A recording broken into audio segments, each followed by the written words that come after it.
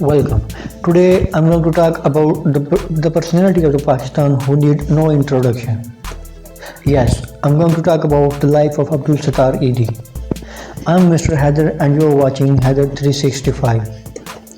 Edi was born on 28th of February 1928 at Vantwa, India. Edi and his family fled to the newly independent Dominion of Pakistan during the partition of India and settled down in Karachi. In 1965, Edi married Balkis, a nurse who worked at Edi Trust Dispensary. They had 4 children, 2 daughters and 2 sons. Like his father, he was also helped the poor.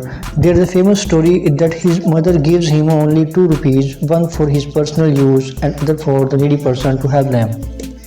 With the help of doctor, he managed to establish a dispensary in Karachi for the low-income citizens of the city.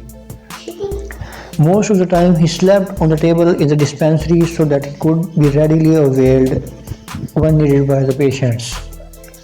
His charitable activities greatly expanded in 1957 when influenza pandemic swept through Pakistan. He managed to establish camps in infected areas and gave medicine free of cost. He bought a building with a donation given by the people and bought his first ambulance in the same year 1957. By the time of his death, he was registered as a guardian of approximately 2,000 adopted children. He was famous as the Angel of Mercy and the world's greatest humanitarian. He owned 2 pairs of clothes, never took a salary from his organization, and lived in a small apartment next to his office.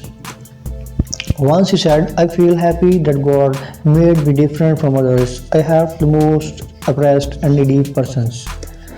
The richest poor man died on 8th July 2016. According to his banquet, his eyes were donated. The State Bank of Pakistan issued a coin of Rs 50 on 31st March 2017 in the honor of Abdul Sattar Edi. Moreover, he was buried with a full guard of honor at his death. He is buried in Karachi with hope his son Faisal Edi continue the father's mission. Thanks for watching.